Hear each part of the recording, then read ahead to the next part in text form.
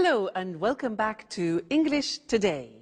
This is DVD 10 and the second DVD of your lower intermediate level. And in this DVD, we'll begin with another 3 episodes of our story, That's Life, followed by our special TV programs where our travel expert will be looking at capsule hotels. And then in our cinema program, we'll be talking about Bollywood. Then in the grammar section, we will study more about the forms will and going to in the future and their uses. We'll also study the past continuous tense and the different uses of the word like. So, I hope you enjoy yourselves.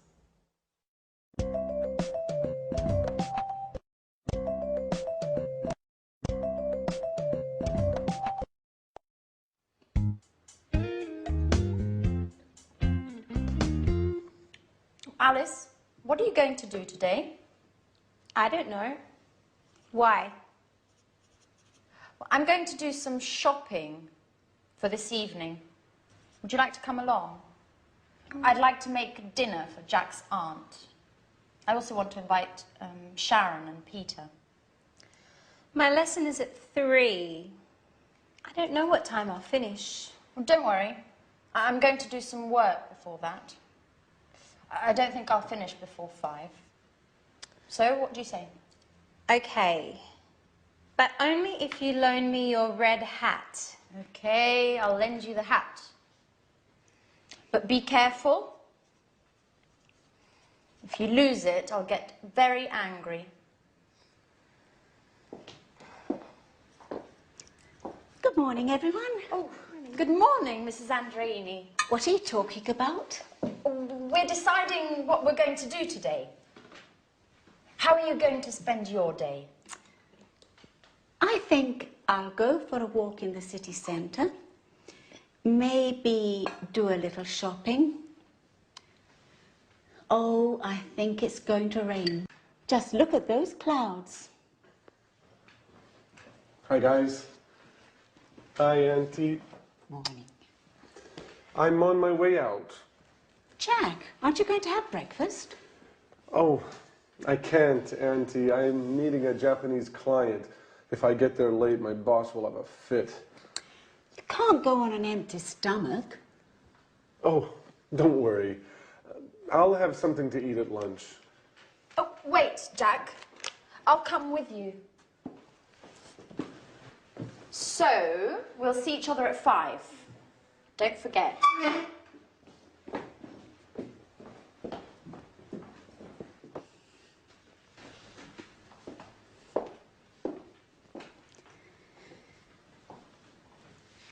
I'm worried about Jack. He's so thin. Maybe he isn't eating enough. Oh, he won't starve if he misses breakfast. He seems so run down and so distracted. He's always thinking about something else. Maybe he's in love. Excuse me a moment. I'll get that.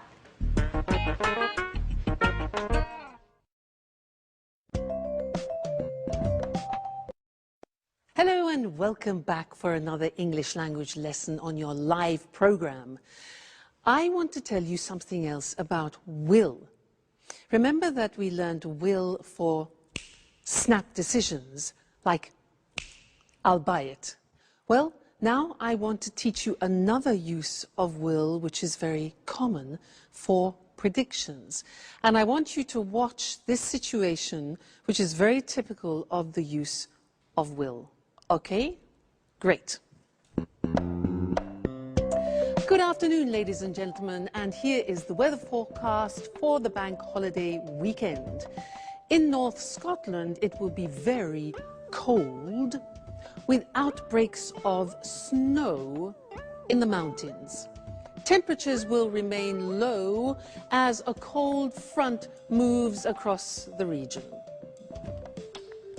Now, in the north of England, it will be somewhat wet, as rain will move across the region until late into the night. So if you're planning on going walking, take some waterproof clothes with you. In East Anglia, it will be dry, but generally dull and rather cloudy, unfortunately. However, in South England, it will be a bright, clear day with sunshine, a day for the beach. And in southeast England, in the morning, it will be foggy, but then it will clear in the afternoon, and there will be a wonderful warm wind. So, ladies and gentlemen, that is the forecast for your weekend, your holiday weekend, and I hope you enjoy yourselves. If I were you, I would go to South England, where the sun is shining. Goodbye. Okay, now there I was telling you the weather forecast, and that is a typical example of when we use will. Let's look at the board. Now, will is easy, really. It's just the pronunciation which is difficult. I said tomorrow it'll be cold. You notice how it will becomes it'll. It'll. Strange pronunciation, yeah? So tomorrow it'll be cold. It'll be sunny. It'll be winter. It won't be sunny is the negative. Won't, remember the difference between will not, won't, and want, won't, want. So be careful with that pronunciation. So it'll be sunny and it won't be sunny, you could say, okay? So that's another use of will for predictions. So we have learned snap decisions, I'll buy it, and predictions, tomorrow it'll rain. So what do you think it will do tomorrow? We'll find out, won't we? Okay, see you in the next lesson. Bye.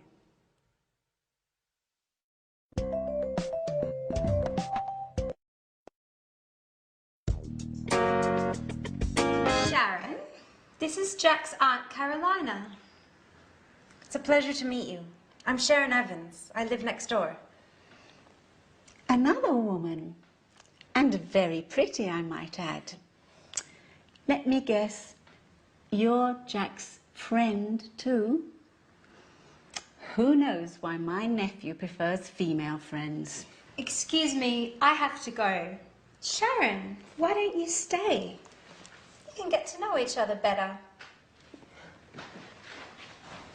Sharon, I'm a little worried about Jack. He's so distracted these days. Maybe there's something you know I don't. Me? I don't know anything, really. It's strange. I know his work is going very well. Maybe there's a woman in the picture? Listen, I'm very sorry. As I told you, I don't know anything about it.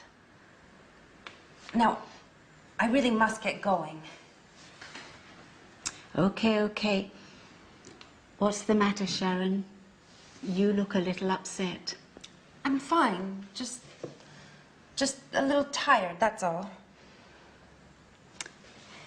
Listen, Sharon, you seem like such a nice girl.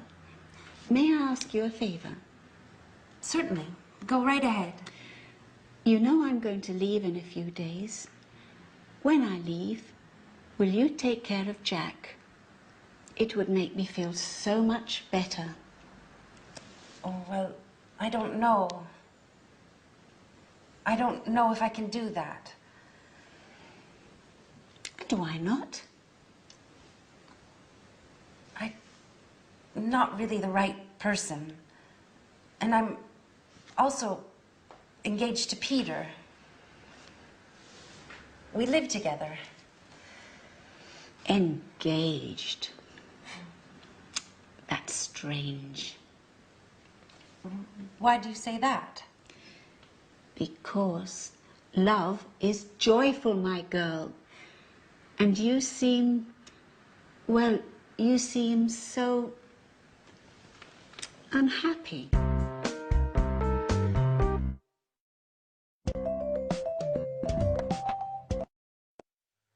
again and welcome back. Jack's aunt is like a walking X-ray, isn't she? Now, I want to look at going to with you again. Remember in the last lesson, some lessons ago, we learned going to for a future intention. You know, when I won it was 20,000 euro, I said, I'm going to have a good holiday. Well, I want to look at another use of going to now, which is for inevitable results. Let me give you an example. If I take this jug and this glass, and I start pouring water like this into it, right I say stop, it's going to overflow. You can see it happening, and the result is inevitable. So this is another situation when we use going to. Let me give you some other examples. For example, let's think football. Yeah, you see the umpire, the referee. You see the referee, yeah? He does this. Red card. Inevitable result is he's going to send off a player. Red card. Look at this.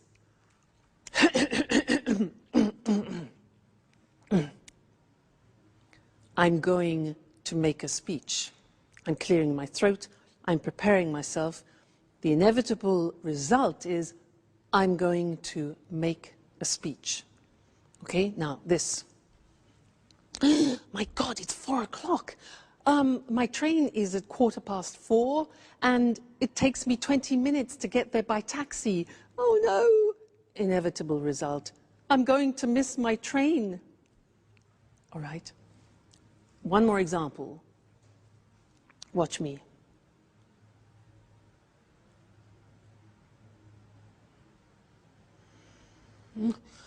I'm going to fall asleep.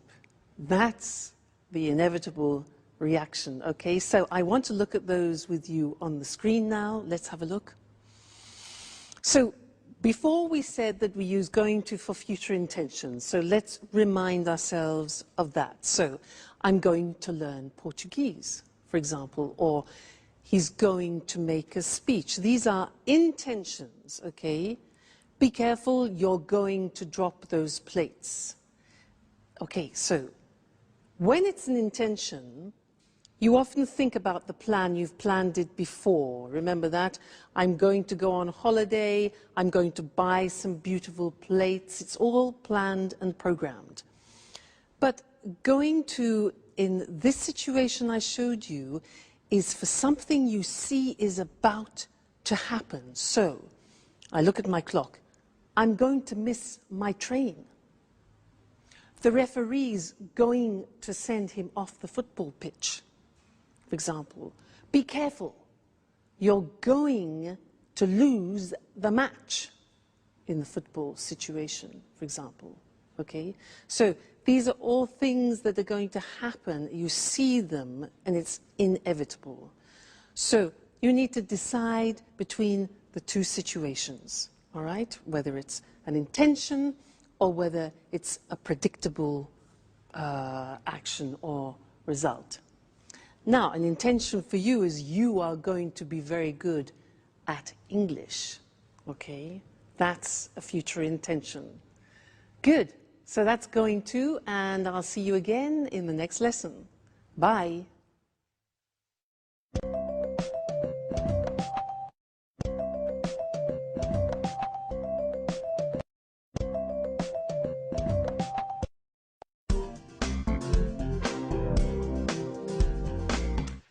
Hello, Anne. You're very beautiful this evening. Come on. Would you like a nice big kiss? But, Peter, are you crazy? What's the special occasion? I'm so happy. I'm elated. But you're never like this. What's happened? Do you remember that famous director who was at my performance? What did he look like? You know, that tall, well-dressed man, about 50 years old. He looked like Clark Gable. Oh, yes. Now I remember. Well, he said he wanted to direct a musical in Japan. Yes? And? But so what? And he said he wanted me to do an audition. Yes? But I can't stand the suspense. What about him? Well, today, I auditioned. And listen to this, Anne. He wants me to go with him to Japan. Oh, congratulations, Peter! That's fantastic. I'm so happy for you. Oh, now tell me everything. What was the audition like? I was very nervous. At first, he asked me to sing. And then he asked me to act like a snob. You know, they're putting on My Fair Lady, and they're looking for an actor to play the professor of pronunciation. Remember, this professor transforms a simple flower girl into a high society star. Oh, wow! A leading role! You are perfect for the part. But you like wearing fancy scarves. You enjoy using a superior tone of voice. And are you going to move to Japan? Of course. I'm so excited about the idea of living there. I wonder what it will be like.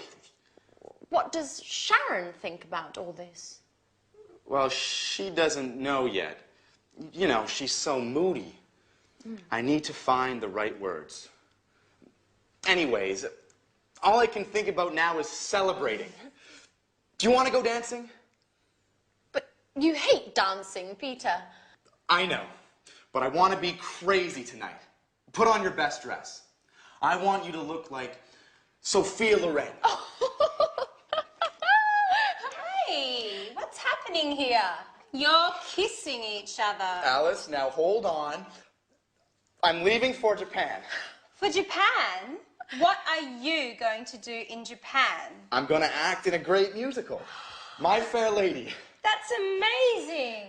And when are you going to leave? I don't really know yet. I think we're going to leave in 2 or 3 weeks, at the most. And what does Sharon think about this? Sharon? Sharon? All you want to know about is Sharon. I imagine she'll be very pleased to come with me. At any rate, it's time to party. We're going dancing. Would you like to join us? Dancing? Why aren't you always like this? Going to Japan is making you much more fun.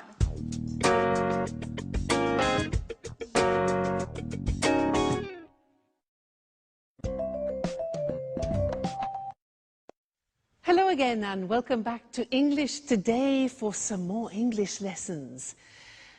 Japan. Now that's an interesting destination, isn't it? Have you ever been there? No, neither have I. I'd love to go. Now, in this lesson, I'd like to do some revision about the simple past irregular verbs. And I want to do a type of quiz with you. It's very simple. Just to see if you can remember the irregular verbs, okay? I will say something, a phrase, in the positive form, in the past. Let me give you an example. I said that yesterday. Now, you have to find the infinitive of the past tense and formulate the question. So, I said that yesterday. What's the question? What? Remember, yeah, the auxiliary for the simple past is did. What did I... Now, said is the past tense of what? Say. Exactly. So, what did I say yesterday? All right, that's the quiz. I say the positive form, you make the question form. All right, let's start. Okay. I sold it yesterday. I sold it yesterday. When? Sold. When did I sell it? Okay, sell, sold. Next one. I met him on Monday. I met him on Monday. Met. So when? Yeah, okay. When did I meet him? When did I meet him? Very good. Next one. I came by train. I came by train. How? Came. Did I come? All right. How did I come? Very good. Next one. I had a problem. I had a problem. Be careful. I had a problem. What problem did you have? Remember, have always takes the auxiliary in the past tense and in the present tense. So, what problem did you have? Great. Next one. I bought it in England. I bought it in England. Where did you buy? Very good. Where did you buy it? Great. Next one. I found it on the bus. I found it on the bus. Where did you find? Find, found. Where did you find it? Good. Next. I thought it was good. I thought it was good. What did you think about it? Think, thought. What did you think about it? Great. Next one. He was at home. He was at home. Where? Be careful. Was. The verb to be, remember? An exception. Where did he be? No, you can't use the auxiliary with the verb to be. So, he was at home. Where was he? Okay, so don't forget that. The verb to be is an exception, doesn't use auxiliaries. Right, next one. I flew by British Airways. Flew. How did you fly? Okay. I saw the film yesterday. I saw, S-A-W, the film yesterday. When? Did you see the film? Okay, great, we're getting good. I drank some wine. I drank some wine. What did you drink? And the last one, I took an aspirin. Took, T-O-O-K. I took an aspirin. What did you take? Fabulous. Let's go and look at those on the board now quickly, just to remind you also of the spelling, all right? So, I said that yesterday. What did you say? Said, infinitive, say. I sold it yesterday. When did you sell it? I met him on Monday. When did you meet him? I came by train. How did you come? I had a problem. What problem did you have? I bought it in England. Where did you buy it? I found it on the bus. Where did you find it? I thought it was good. What did you think about it? He was at home. Where was he? No auxiliary. I flew by British Airways. How did you fly? I saw the film yesterday. What did you see? I drank some wine. What did you drink? And I took an aspirin. What did you take? Great. You see, it's really just a question of practice. With the irregular past tense verbs, it's a question of memory and familiarizing yourselves with them. It will come with practice. Okay, great. So, see you in the next lesson. Bye.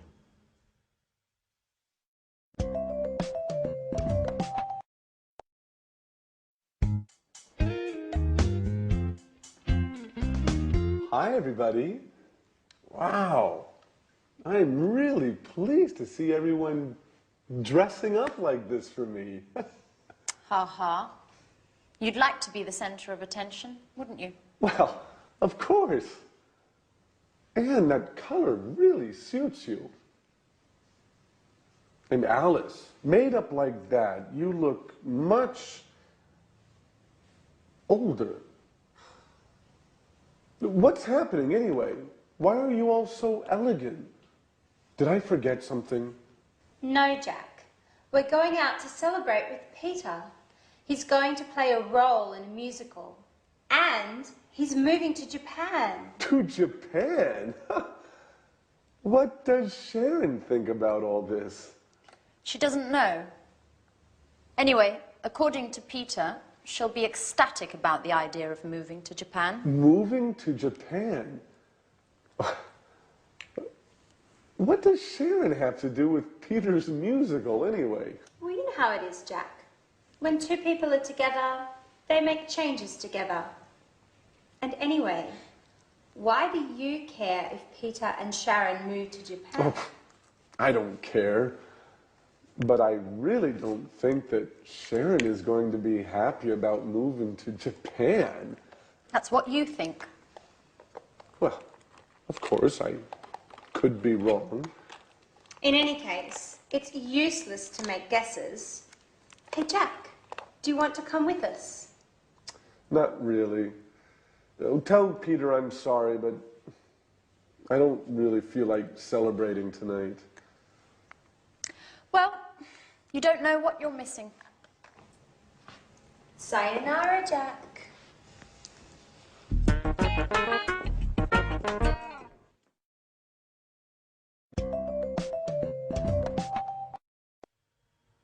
Sayonara.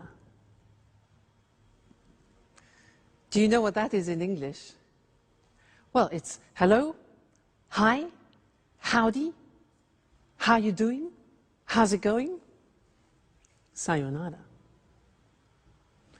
In that episode, we heard 3 interesting uses of like. Now, Anne said, what did he look like?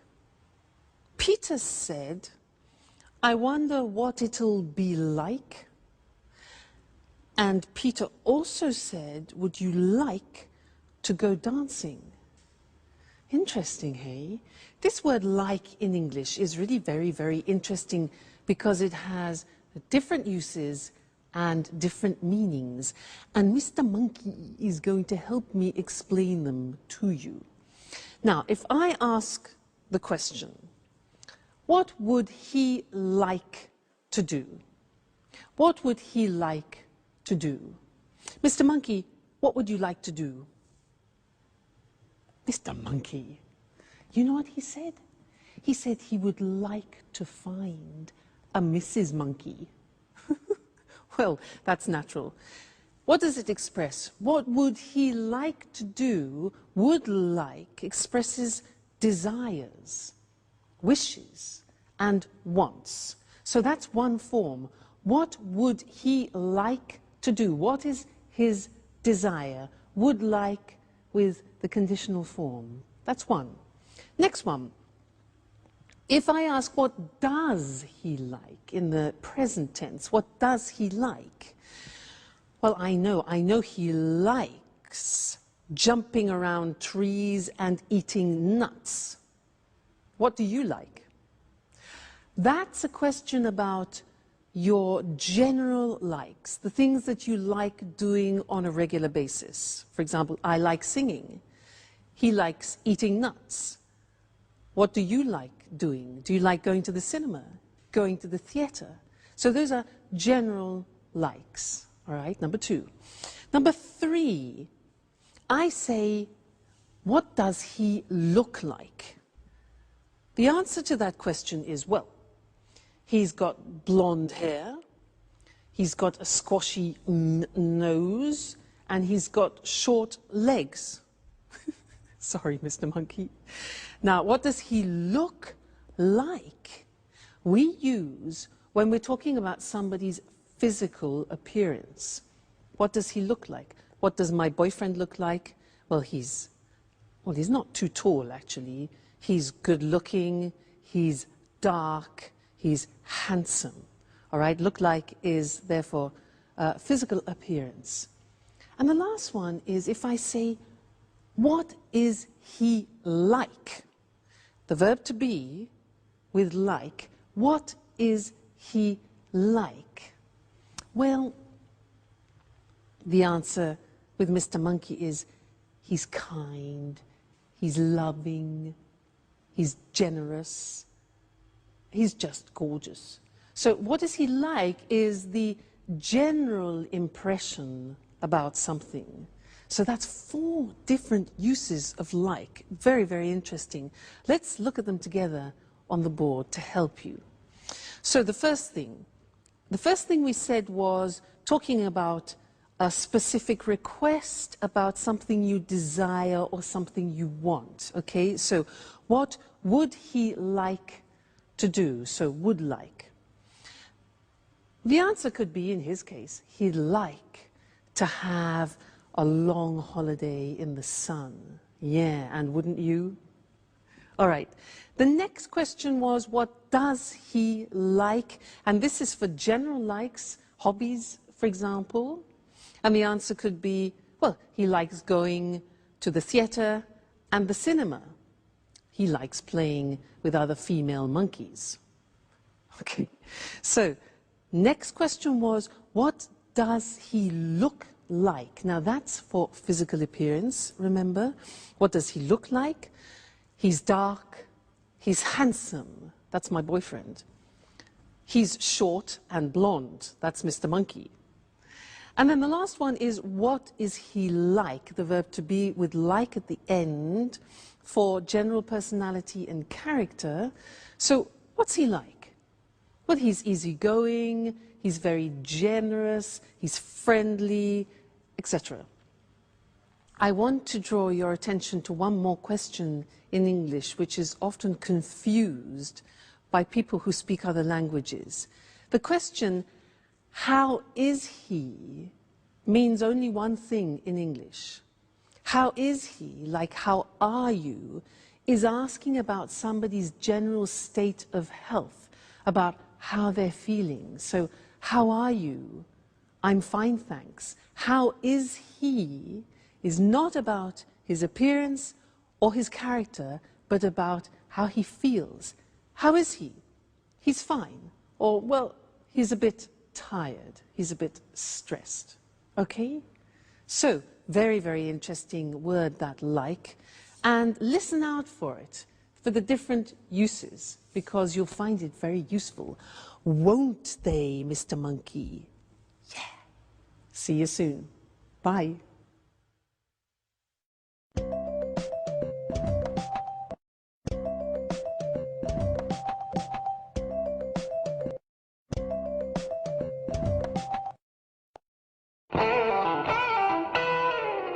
Yes, sure. Okay, 4 o'clock is fine. I'll see you later. Bye. Who are you speaking to, Sharon? To the museum I sent my CV to. I'm going to have an interview this afternoon. Ah, great. But I really don't understand why you're in such a rush to find a job. You know very well I don't enjoy being a tour guide. Now, let's get back to us. Where were you last night? You didn't get home until 3 in the morning. I was out with Anne and Alice. Listen, Sharon, I have to tell you something very important. What's the matter, Peter? Is something wrong? Well, not really wrong, but yesterday, remember when I was waiting for you outside the gym? You saw that director, didn't you? The one who wants to put on a musical in Japan. Yes, that's the one. Well, he asked me to audition. And? Well, we had a meeting, and the audition went very well. It's a shame you weren't there. I was fantastic. Let me tell you what happened. Firstly, when I arrived, they were rehearsing the first scene of My Fair Lady. A girl was selling flowers in the street, and people were passing by without noticing her. Two men were watching the scene, laughing all the while. Then I sat down because I didn't want to interrupt anything. After that, all of a sudden, the director noticed me. He called out to me and asked me to play one of the roles. And here comes the best part. Finally, while I was singing, he interrupted me and he shouted, "Great, my boy! The part is yours." Can you believe it, Sharon? I got the leading part. I'm really happy for you, Peter. You should be happy for both of us. Why is that? Because we're going to leave for Japan in 2 or 3 weeks at the most. You'll come with me, won't you, Sharon? Japan? But how? This is such a surprise. I don't know, Peter. I certainly wasn't expecting this. What's the problem? A change will do us both good. What's keeping you here? You don't seem happy with your work. That's true. I wanted to change, but I certainly wasn't expecting this. This is so sudden. I'm completely confused.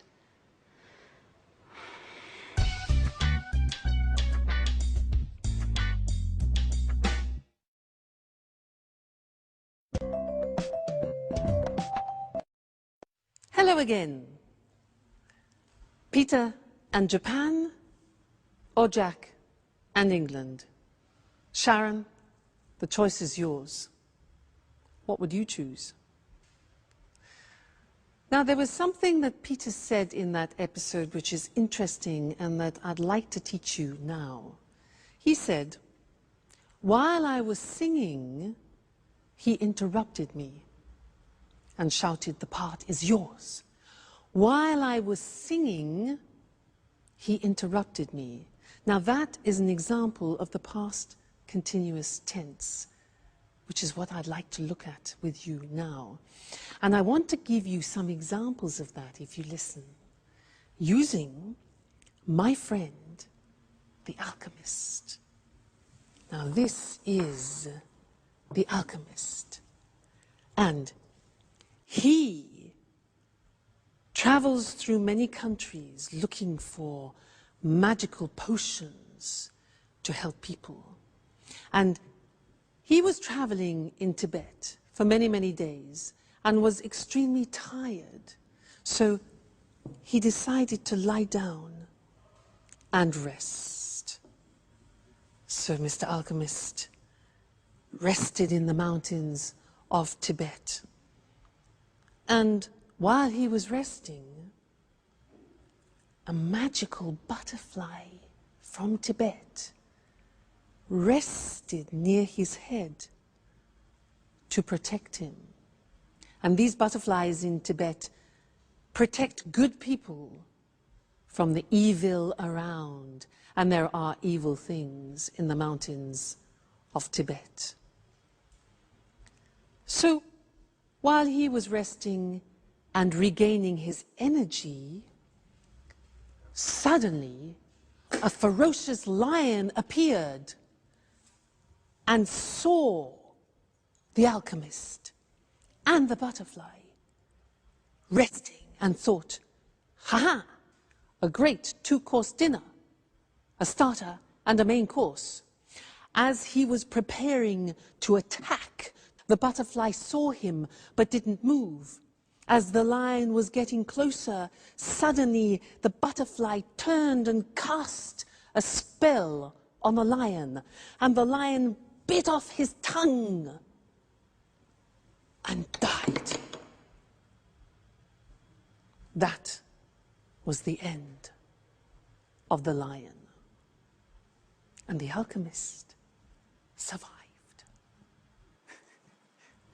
Let's look at the language that I use there, the past continuous. Now, the past continuous, as I said before, is a tense that we use when an action is continuing and is sometimes interrupted by another action. Look at the example. He was sleeping when the lion attacked. She was working when it happened. Now, you noticed it's I was, you were, he, she, it was, we were, you were, they were, plus the infinitive form and ing. So, she was working when it happened. We were watching TV when he phoned. They were relaxing when the lights went off. Now, the negative form is easy because you put the auxiliary into the negative. I wasn't concentrating when I dropped it. You weren't listening when the teacher explained it. You weren't. Check the pronunciation there. It wasn't working when I switched it on. The question form, you take the auxiliary and the subject form. What were you doing when he phoned? What were you doing? Where were you going when the news arrived? And who were they talking to when I saw them? Who were they talking to when I saw them? All right, so past continuous tense in order to describe actions which are continuing and can sometimes be interrupted. Or, for example, as I was telling the story, you were listening to me and learning the past continuous. Okay? Great, so that's the past continuous. Come back to the next lesson for some more new language. Bye.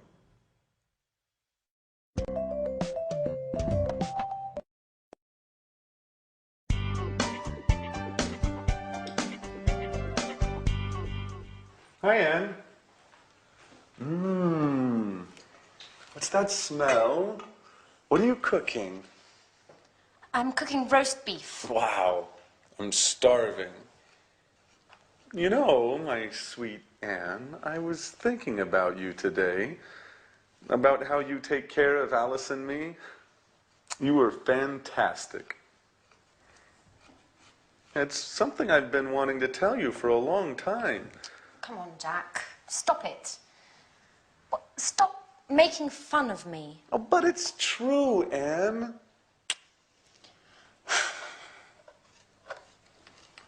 What's the matter? Why are you so nervous today? I know everything, Jack. I know all about you and Sharon.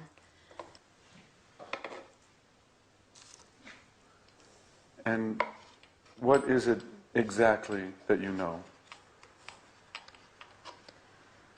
That you had a relationship many years ago, and that maybe you are still in love with her. And how did you find this out?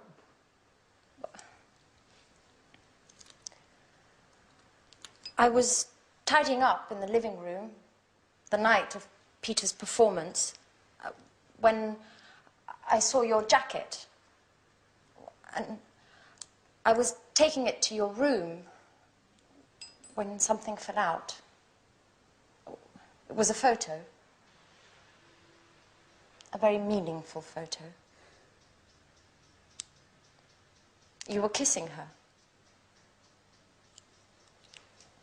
So I spoke to Sharon. And what did she say?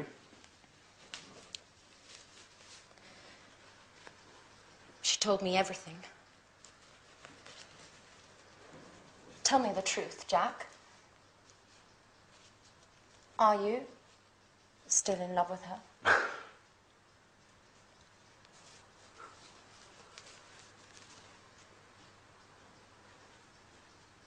Well,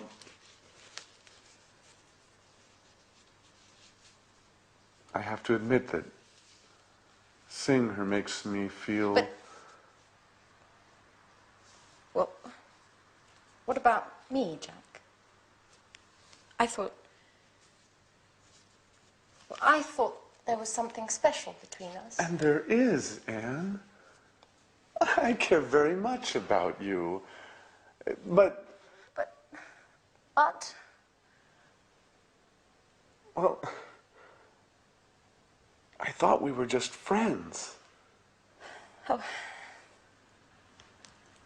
Okay, Jack. I understand now. Wait, Anne, I didn't mean to hurt your feelings. But it doesn't matter, Jack.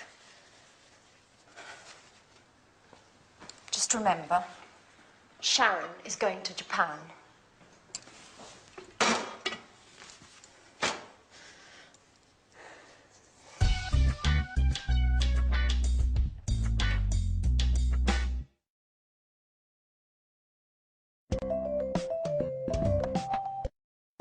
Hello again and welcome back for some more English. In that last episode, there were some interesting sentences. Jack said, "Why were you so nervous?" Why were you so nervous? This word so plus an adjective. And Sharon said, "This is such a surprise." Such. Those are the words I want to look at with you now. So and such. Now, I want to illustrate them by telling you something about a holiday that I went on. Listen to how I use them. Now, in front of me, I have some objects which I found when I went to Tibet. I had a fantastic holiday in Tibet. It was so interesting. And we visited the monasteries there, which was so huge and so beautiful. And inside the monasteries, we met some monks. Now, there aren't actually many monks left in the monasteries anymore, but they were very interesting and so special. And we saw this instrument. This here is an instrument. And look, if you can open it, it's so strange. Look at this. And it's so long. And it's actually so difficult to blow. I'll try. Listen.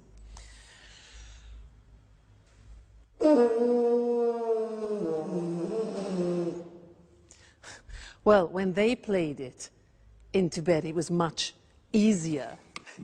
Anyway, so interesting, this. So they have these instruments. And the monks wear these hats, look. Look. Oh, so strange, hey? Look at them. Very strange. So, or very interesting. And in Tibet, obviously, the temperatures are low, and the Tibetans have a special type of milk.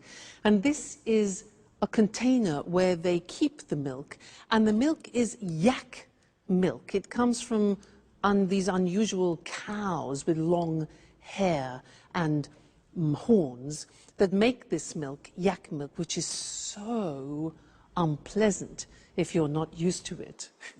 But anyway, it was such an interesting trip that I really recommend you should go and visit Tibet.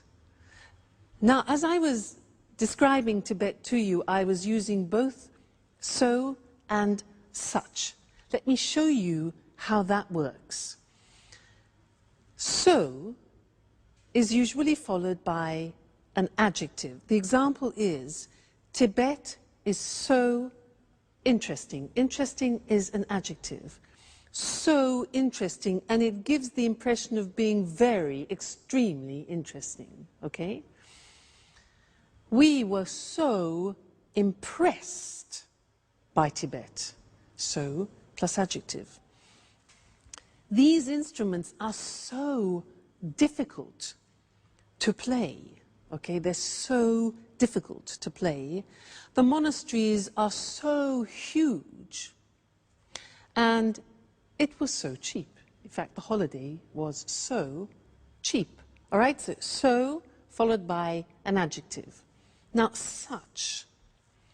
I said it was such an interesting trip. Now, look at that. It was such is then followed by the noun, And if you have an adjective describing a noun, that goes before. So look, it was such an interesting trip. Okay, not easy. It was not a such interesting, but such an interesting trip. Another example, it was such a different experience. So such goes before the noun and its adjective. In the plural, look at what happens. They sang with such deep voices. Yeah, in fact, in Tibet, the monks, they sing in their boots. They sing, incredible sound.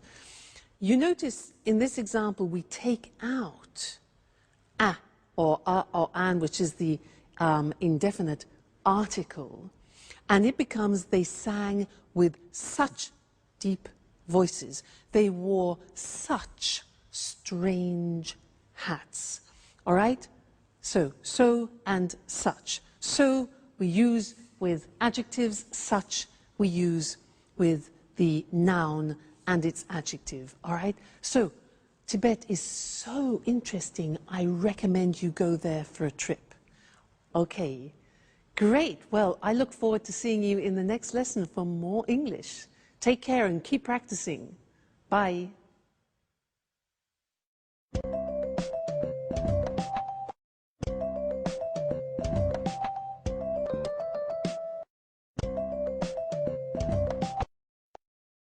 Good morning. Welcome to this week's edition of the Travel Programme, and welcome to Christine Oteng, our travel expert. Good morning, Lucy. Well, Christine, statistics from the International Tourist Office show that Japan is the in destination at the moment for holidays. That doesn't surprise me. Japan's a fascinating country. Yes, I'm sure it is, but tourists do worry about high prices in Japan. It's true, Japan can be expensive, but there are ways to save money. Visitors can save on accommodation, for example. What do you have in mind? Well, I'm thinking of capsule hotels. There are lots of them in Tokyo and in other Japanese cities. What on earth is a capsule hotel? It's a low-budget hotel. It doesn't have bedrooms. Instead, it has capsules. You sleep in a capsule. This is a plastic box, 2 meters long, 1 meter wide and 1 meter high. Incredible. It sounds like a coffin. Yes, but they're more comfortable than a coffin. There's everything you need. A bed, a control panel for the light and heating, or air conditioning, a small TV near your feet, a radio and an alarm clock. Don't tell me there's a shower too. Yes, there is a shower, but not in the capsule though. You share showers and toilet facilities with other guests. And how much does it cost? About 25 euros a night. Capsule hotels are really for office workers who miss their trains home at night, but tourists can sleep there too. Amazing. And only 25 euros. Do you think that an idea like that could work in Europe? Absolutely. In fact, there's at least one capsule hotel already in London. Does it have capsules too? No, it doesn't. There are traditional rooms, but they're very small. They're about 7 square meters. Many of them don't have a window, and there isn't a wardrobe, just 2 coat hangers. You need to pay extra to watch TV and to have your room cleaned. But there is a double bed and an ensuite bathroom with a shower, toilet and wash basin. And how much does it cost in London? A room costs about 40 euros a night. But if there's a lot of demand, the room can cost more. You see, the hotel uses the concept of low-cost flights. And the earlier you book, the cheaper it is. So, if you book at the last minute, you pay more. That's it. Well, there are some interesting travel ideas there. If you're looking for a cheap place to stay in central London, you could try a capsule hotel. But remember to book early. On the other hand, if you're visiting Tokyo, why not spend a night in one of those capsules? It'll certainly be an unusual experience, and you'll save some money too. Thanks, Christine. It's a pleasure. Goodbye. And goodbye to all our travellers. See you next week.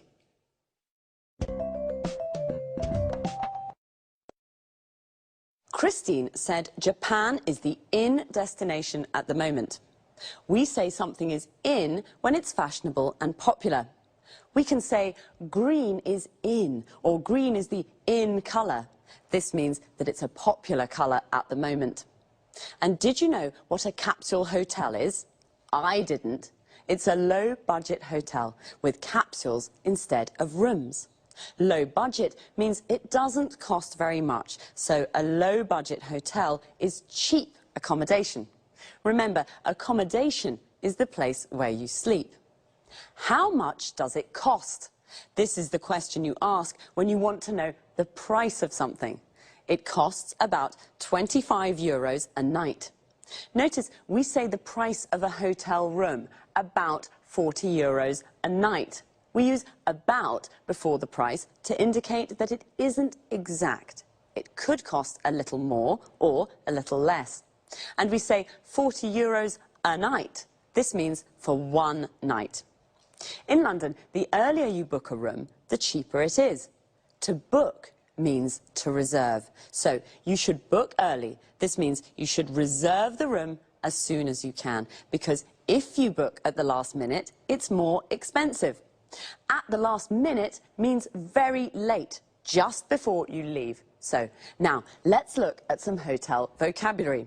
A double room is a room with a double bed, a bed for two people. A single room is a room with a single bed for one person. Usually in a hotel room, there's a wardrobe, the place where you put your clothes. An ensuite bathroom is a private bathroom for your use only. In low-budget hotels, you often have to share the showers and toilet with other guests. Guests are the people who stay in a hotel. To share means that it's not only for you. When it's cold, you use the heating to make a room warm. In summer, when it's hot, you use the air conditioning to make a room cool. That's all for this time. Take care and see you next week.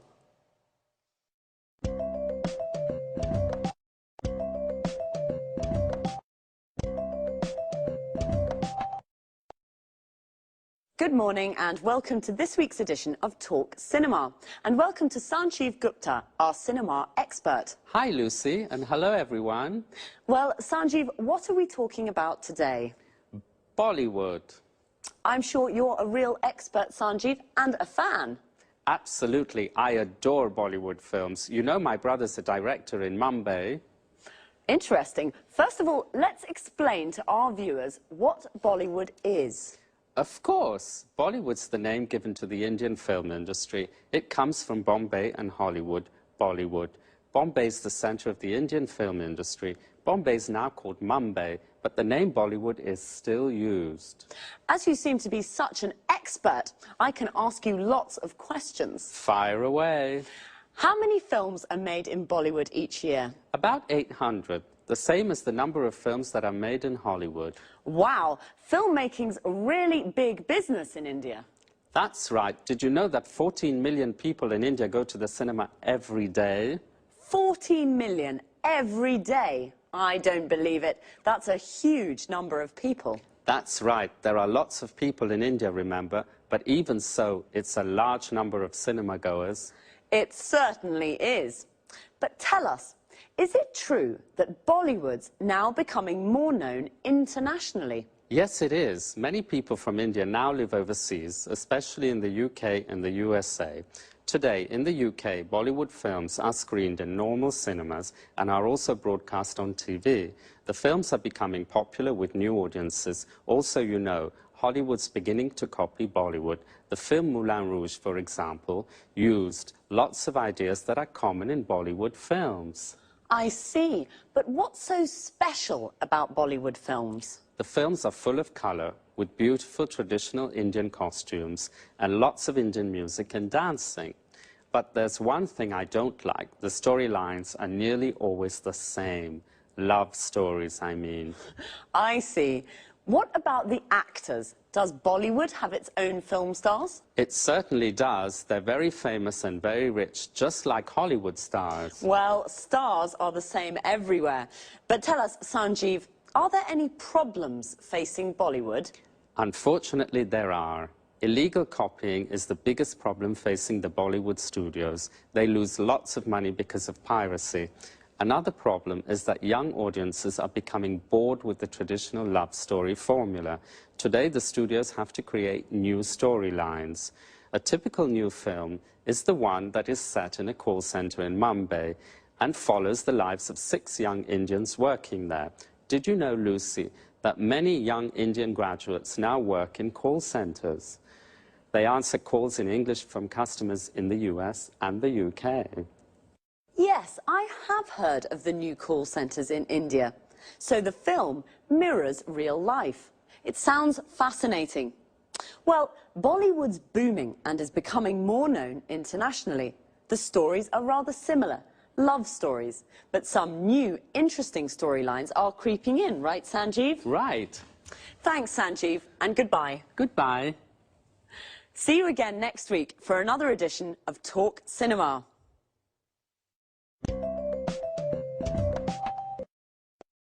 So, Bollywood is booming. We say something is booming when it is growing quickly and becoming successful. Bollywood is the name of India's film industry.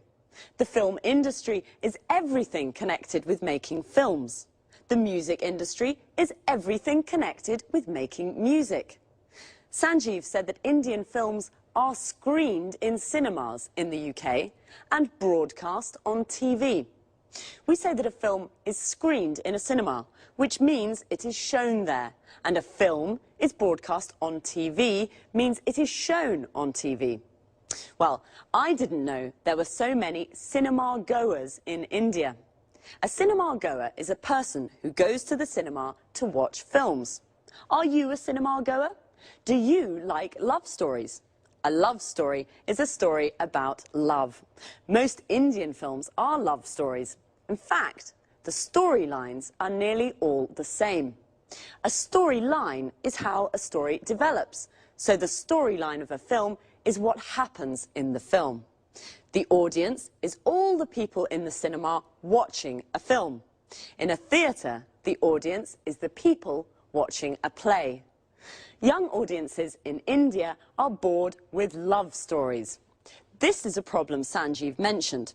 He also said illegal copying and piracy are problems. Illegal copying is when somebody copies a film without permission. It is illegal. And piracy is when people sell the illegal copies. Bollywood studios lose money because of illegal copying and piracy. It's a problem for film and music industries all over the world.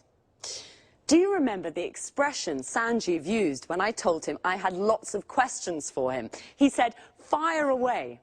This is an informal way of saying, ask me those questions. Bye for now. See you next week.